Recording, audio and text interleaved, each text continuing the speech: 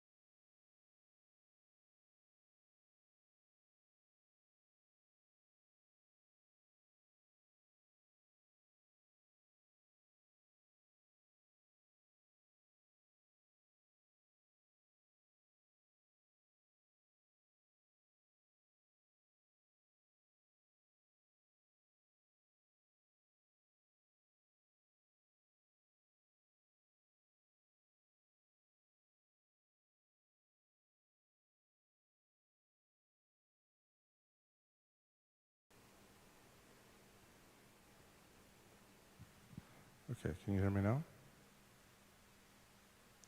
Bradley, can you hear me? Oops. Can, okay. All right, can you say hello?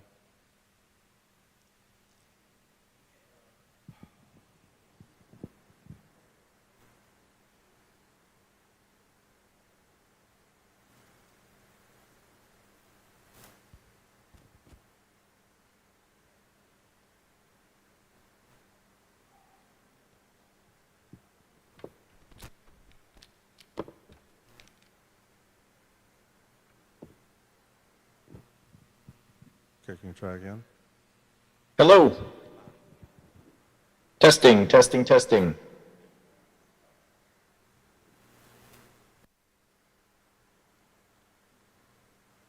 Okay, we're good on this end. Go ahead and continue. All right. So let me just kind of jump back in here and talk about the first, excuse me, the first component of white Christian nationalism. A lot of you will be familiar with this. I know that this is not going to be anything that's news to anybody here. So like I said, I know that this might be remedial for many of you. Christian nationalists believe that the country was built for and by Christians. When people ask me about Christian nationalism, the easiest definition is to say that Christian nationalists want to privilege Christianity in the United States. And that can be privileging of it economically, politically, or culturally, but they want to privilege it nonetheless. And so Christian nationalism is the idea that the country was built for and by Christians, and therefore Christians should be privileged somehow.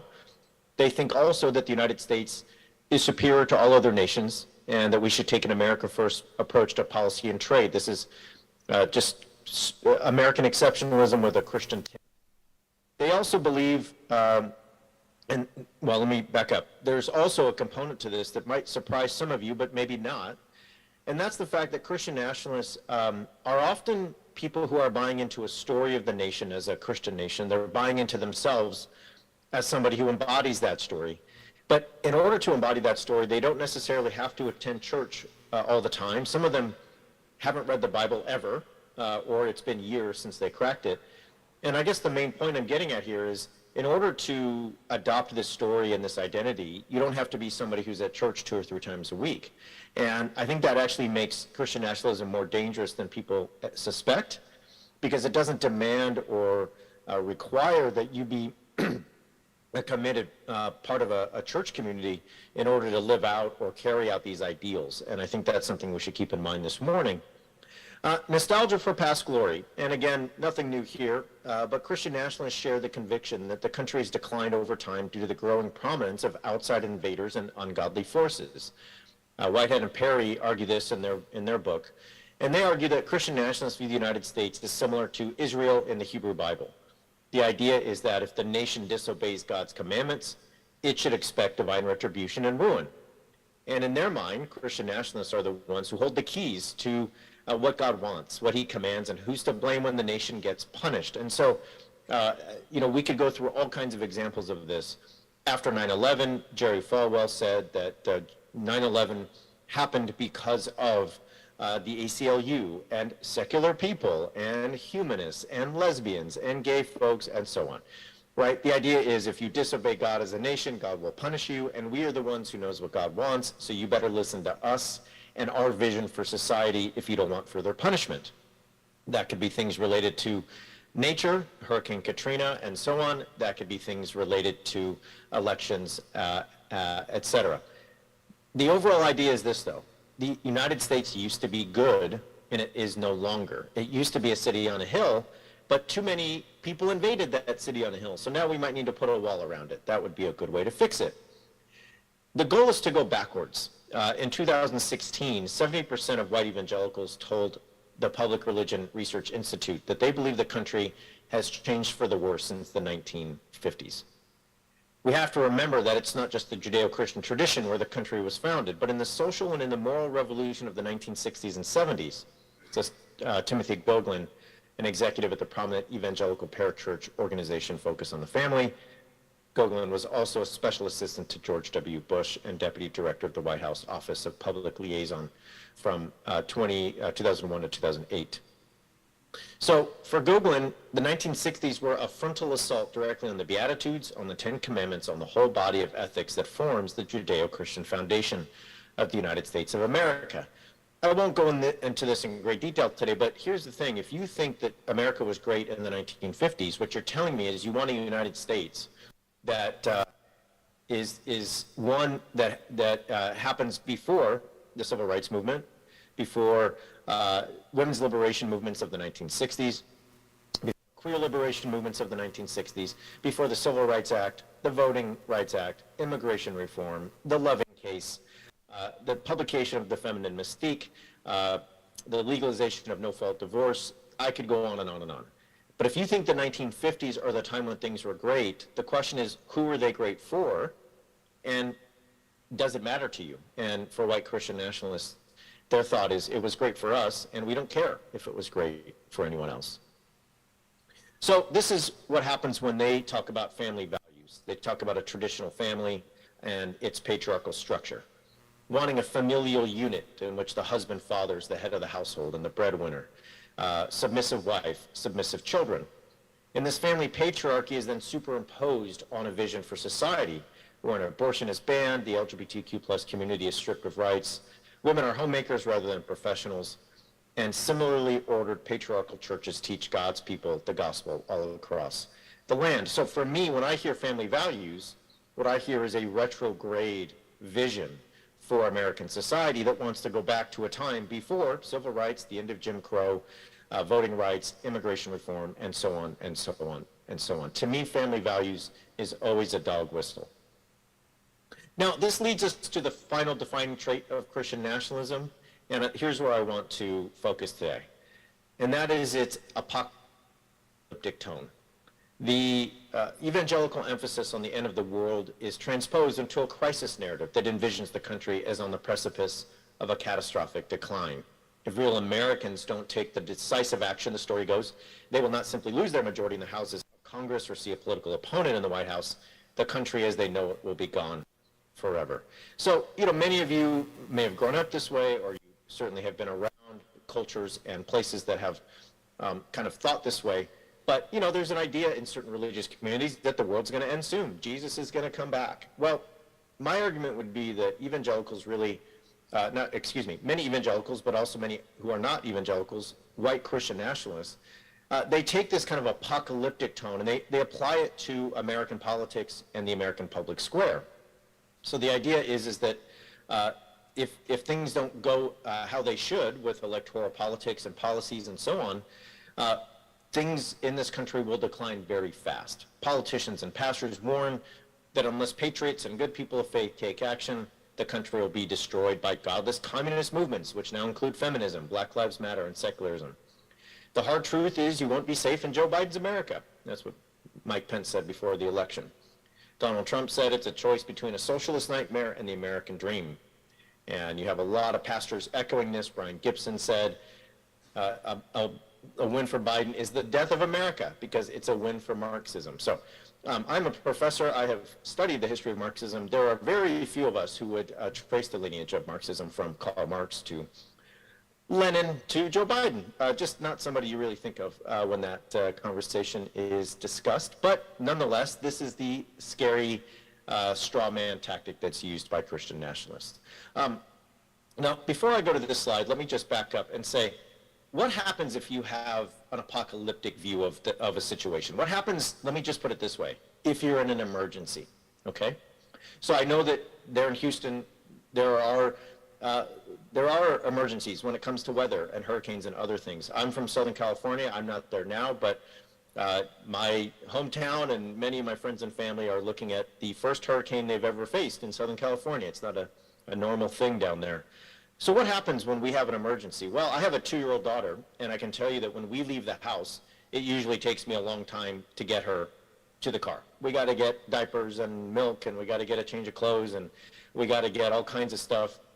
It's about 47 minutes before we actually get to the car, and I strap her on into her seat, and then I realize that my shirt is covered with milk, or that, I'm not wearing pants or something. So, then we got to get the process even more going and get things to where they need to be. What's the point? When things are normal, you think long and hard about how to do them the right way. When things are in crisis, you just think about being safe. If there's an earthquake, I'm not going to do any of that. I'm going to grab my little baby and we're going to go out of the house or get under the table or something, right? When white Christian nationalists convince people that the country's in apocalypse, what they're doing is giving themselves license to not think about how to do things the right way. Because when you're in crisis, you do everything you can to get it safe, even if it's not necessarily good for the long term, even if it's not normally how you do it.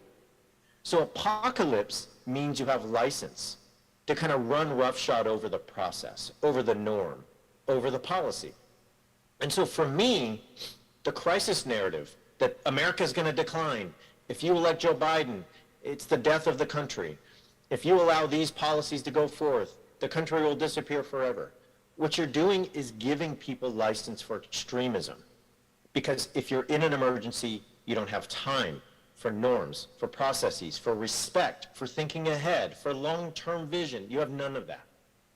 And what that leads to is an authoritarian turn.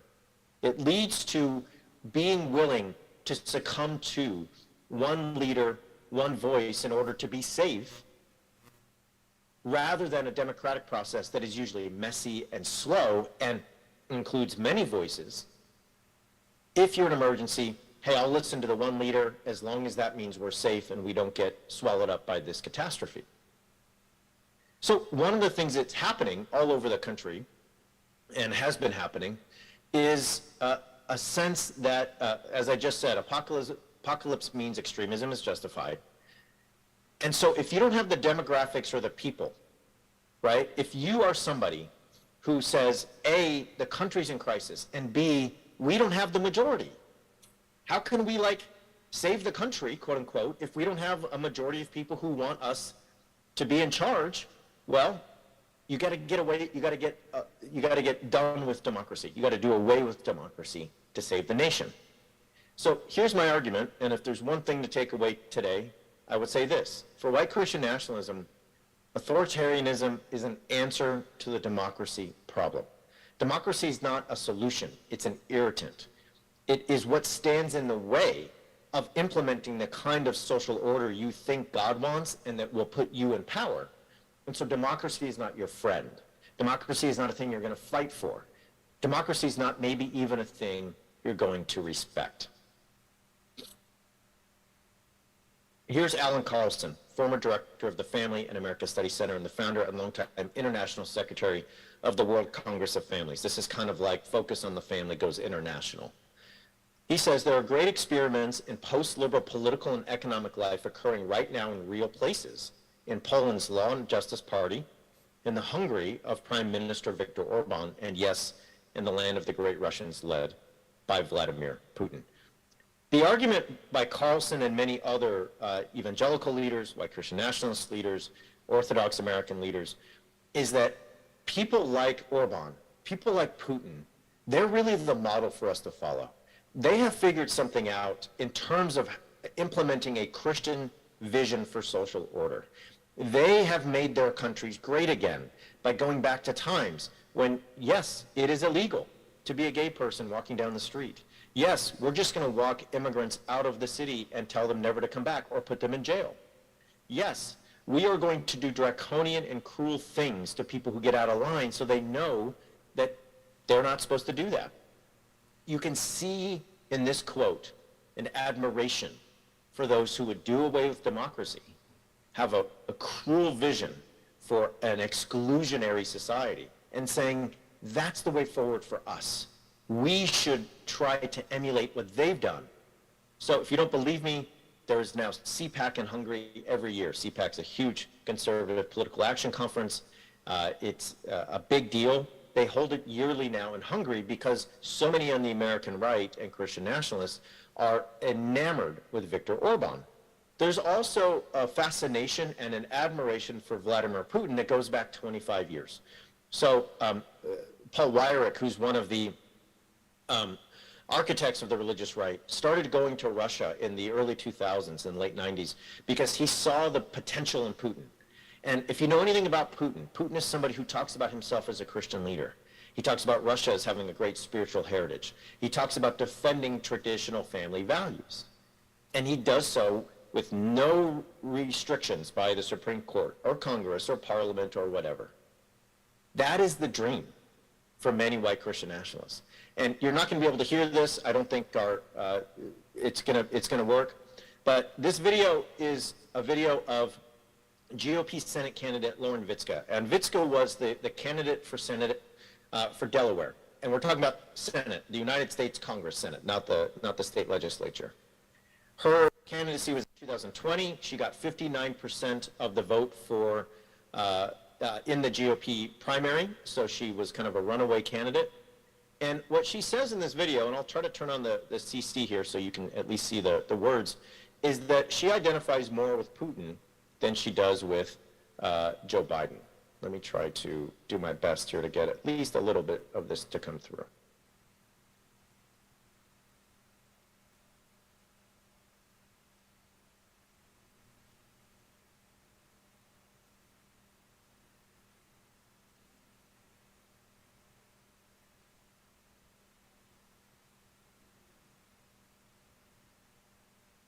Okay, you can see there on the screen, I identify more with Russia, with Putin's Christian values than I do with Joe Biden. All right, so how does she continue?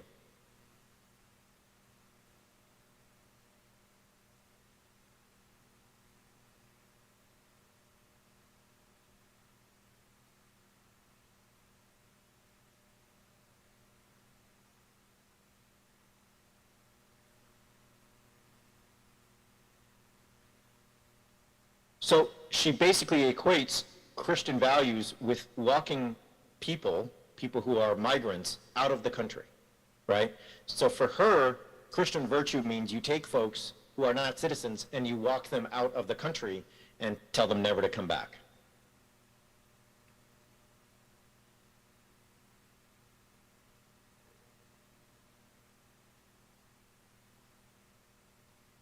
So the overall message here is that Putin is a better and more Christian leader than Joe Biden. Now, I don't really care who's more Christian and who's not, and I don't think many of you do either.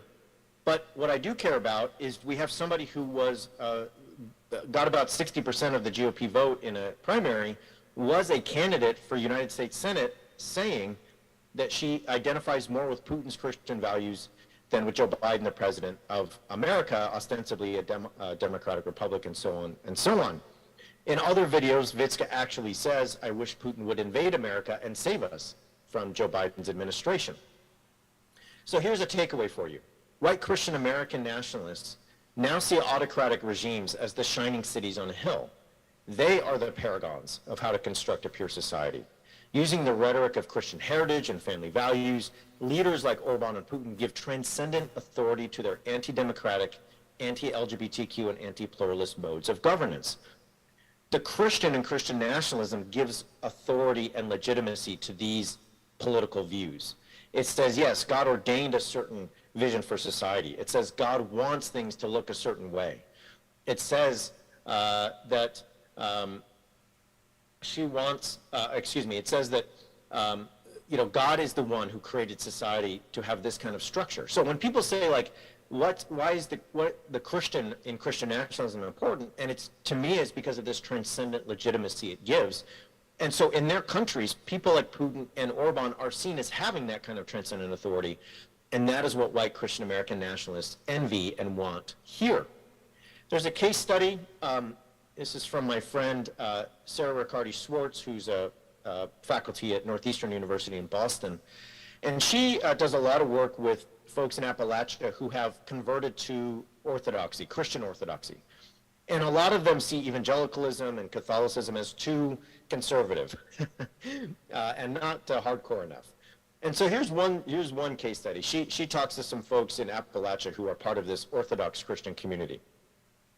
And this woman is called Gwen, and Gwen says this about herself: I'm a fascist.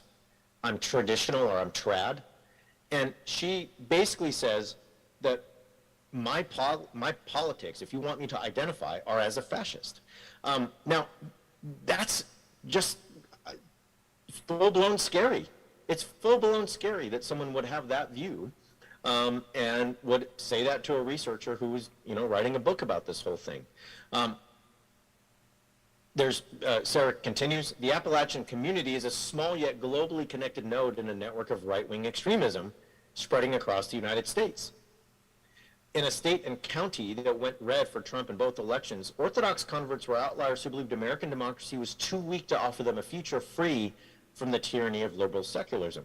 So these are folks who would say that the Republican Party is actually way, way behind the times, and that even the Republican Party won't offer us the kinds of political order and relationship between religion and state that we need to be safe and secure and flourishing. Sarah goes on, Putin and Trump share political tactics and popular appeal among conservatives. Both play to their religious bases, consistently negate fundamental human rights, and express a soft totalitarianism that generates its power from a cult of personality. I want you to hold on to that cult of personality bit. For Orthodox converts, however, Putin offered something Trump could not, a vision of the future unfettered from democracy, with true Christianity guiding public life. So this is a small case study, and you might be saying, well, Appalachia is one thing, Brad, what's the big deal? But I like this example because what it shows us is that the pure distillation of this movement is to say, we don't want to be part of a democracy. We want to be unchained from that and have a future that is totalitarian and beholden to one strongman, quote-unquote, Christian leader, okay? Now, it's not limited to Appalachia. I've been trying to sort of convince you all day that this is something that goes back years. Paul Weyrich was taking these trips to Russia in the 90s. I can show you all the books and all the articles that kind of show this. And again, we're not going to be able to hear this video, but here is Sarah Palin. Some of you might remember Sarah Palin talking about how Putin is a real man. Putin is a real leader. Putin is strong and masculine. And guess what? Barack Obama's not. You know why? Because he does things that are just so sinful, like, I don't know, wear dad jeans and drink lattes and cross his legs when he sits down. So the admiration for Putin is not new in the Trump years. Here is Palin talking about this in 2010, and it's just one part of a larger trend. Now, if we zoom out, here's what I'd say. Even if Putin and Orban rely on undemocratic processes, physical violence, and various forms of corruption to achieve what they see as the proper order to their societies, white Christian nationalists favor their tactics over the slow-moving processes of a democratic republic. When the bedrock of your worldview is the will to power, all that matters is results. The goal is domination, not dialogue or debate, much less democracy. If you think that your God is the Father King of the nation, and you are his embodiment in the world, your goal is dominion and domination for that God. That is how these folks see the world. So today, I got a couple of stats from today. If you're like, all right, it's nice to talk about Appalachian communities. That's one example. Sarah Palin, another. Here are some things from today. My friend, Paul Jupp, who is a researcher at Denison University, a sociologist, has some stunning data. 9% of Americans want only Christians to be citizens. Take that in. If you line up Americans, 1 out of 10 would say that only Christians should be citizens. 14% think that their church should have a veto on the government's laws. That's stunning. Now, I have people in my comment section who are like, well, it's only 9%. But in my mind, I'm like, yeah, that's 1 out of 10 Americans.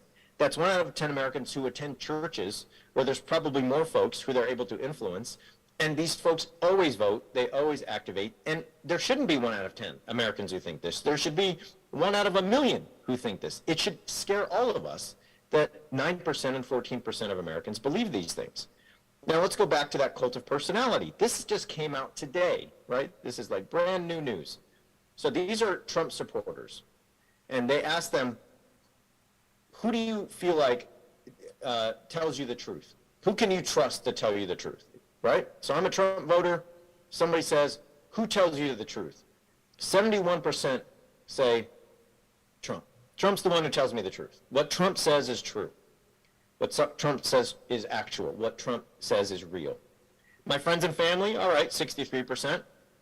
It gets much lower when we get to media figures. So we could talk about Tucker Carlson or Laura Ingraham or whoever, 56%. Religious leaders, 42%, right? Think about authoritarianism. Authoritarianism is, in many ways, a governmental structure that says that whatever, right, the leader says is law, is what is going to happen, and it demands that you succumb and submit to that leader and their will and their whims. This is that, to me, in a nutshell. 71% of people are like, who tells me the truth? It's Donald Trump. Not the Bible, not the, we could talk about, I know the core values of Oasis are about science and reason and reality. None of that here, right? So let me finish up. A lot of talk about January 6th recently with the Trump indictments. And I will say that in my book, I talk about this a lot, but in many ways, it's no surprise that the group who believed and still believe that it has an inherent right to power over the nation, they're the ones God designed to be in control. It's not a surprise that they see democracy as collateral damage in their culture war. If the will of the people needs to be left behind in order to remake America as the city on a hill, then so be it. The goal is to retake the country for God, even if the republic has to be martyred in the process. And you can see the infamous gallows that were erected for Mike Pence on January 6th. If you read the writing on these gallows, they say things like, God bless America. And so somebody erected gallows thinking that God wanted them to kill Mike Pence, and others wrote, God bless America. And amen. Final slide. In essence, the January 6th insurrection was a religious ritual carried out by the Americans who believe they have a God-given right to rule the country. For them, a siege of the most important space in the U.S. government was a crusade against the enemies of the United States. The framework that guided them was Christian nationalism. Now, I just want to say one more thing, and that is Christian nationalism is about living out a story. I know many of you in the audience may have a similar story, but I converted to evangelicals when I was 14. I was a minister by 20, and I believed that God and country went hand in hand. And I was living out a narrative about a lost past, a promised future, and the stakes of the present. And I wanted to live out my part with virtue and dedication. And one of the things that I really love about the Oasis community and what you all are doing is that you're giving folks, and you yourselves are living out a story. I will be honest, when I speak in atheist settings or in humanist settings, one of the things that I'm always trying to emphasize is that without a story to live out, it is really hard for us to explain and extend, right, our values to the generations that come after us. What we need, right, is a sense of memory and anticipation. And I know that can be like, some of you are thinking, well, that sounds like religion. And I'm not talking about religion. What I'm talking about is creating a narrative that says, we are here fighting for democracy. I know that one of the values of Oasis, right, is to show up and use human hands to fix human problems. So here are the ways we've done that. Here's the ways we've fought the battles to protect the right to vote and reproductive rights and so on. Let us tell you, right, about the ways that we have stood up to those who would oppose that. And as we start telling this story, as we start living out a narrative, as we remember those who have gone before us and anticipate those who will come after us, we create, right, a kind of lineage. We create a chain to participate in. And what that gives us is a chance to live out a story that will keep going even when we are gone. One that will not be finished. The story will not be finished in our lifetimes. These battles, these issues will remain, as well as the climate crisis and so many other things. But the stories we tell, if we're going to fight Christian nationalism, if we're going to continue to stand up, we can't just do so without telling a story, without a narrative that says, this is me, this is the role I play, and this is the story that I want to tell about my community, about my country, and about my nation. I will say, honestly, religious communities do this way better. And it doesn't mean that there's a need to copy them in terms of their toxic authority structures or their toxic values or anything else. But I do think there is a way that your community is really sort of blazing a path for others that says, we are going to live together as a group of people trying to live out something that's bigger than us, even as that thing is based in reality and science and humanist values and so on. So thanks for having me. I'm happy to, again, interact with anybody, talk, emails, questions, whatever it may be, but just so thankful for the chance to be with you this morning, and appreciate you all.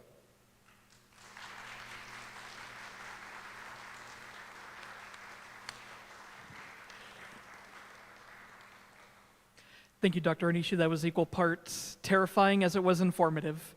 But that last part about the story reminded me of the George R.R. Martin quote that everyone is the hero of their own story. So we're going to hear one more song from Robert Kuhn, and then lunch today is going to be at Papa's Barbecue, located at 7007 US 59 South.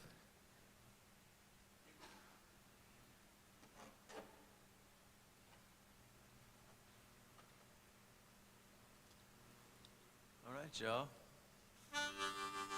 Thanks a lot, Kevin, for holding it down today, man. And all y'all beautiful people, you look so good to me.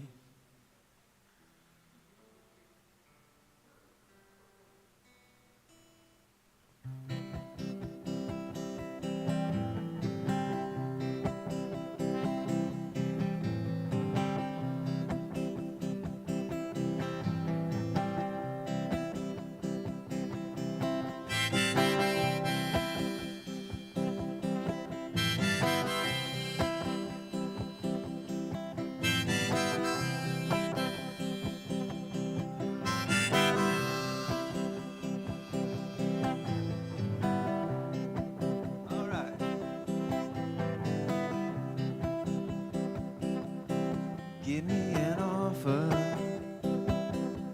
that I can refuse. In with the sunshine, and out with the blues. Living on rayon and vitamin D. Life could be easy if not for me.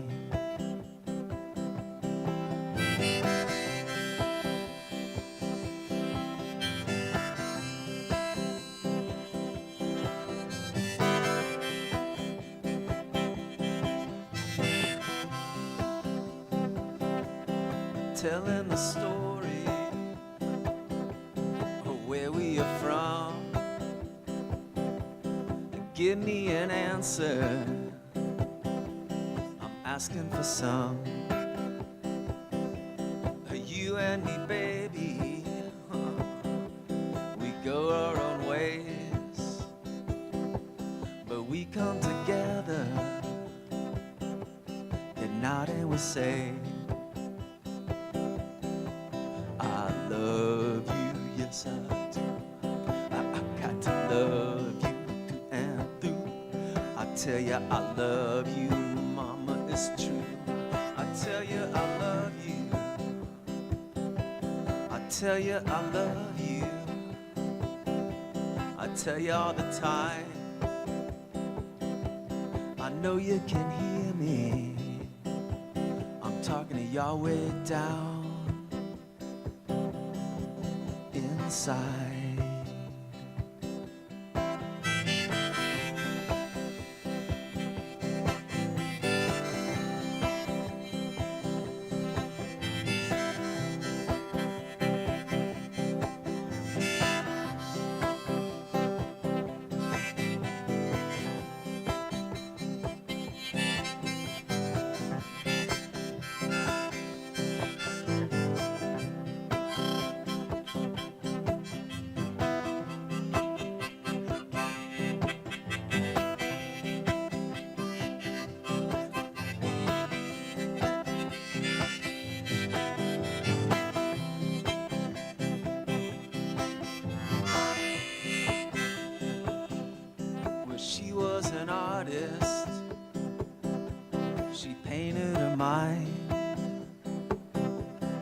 kept it together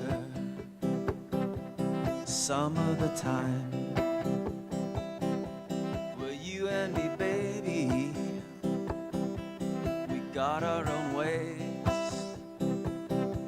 but we come together at night and we say, here we go. I love you, yes I do. I got to just love you. I tell you I love you. I tell you I love you. I tell you all the time. I know you can hear me. I'm talking to you way down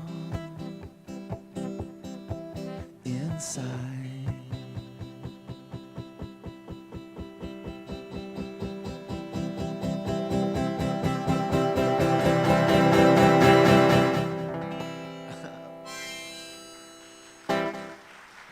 Thanks, y'all.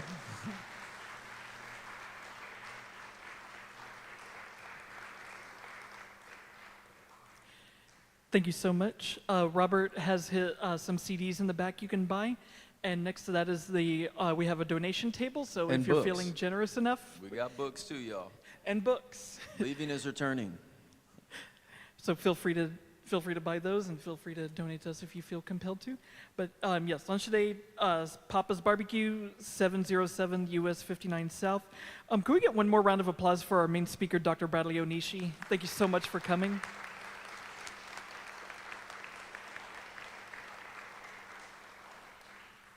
And then that will conclude for today. Hope to see y'all at lunch.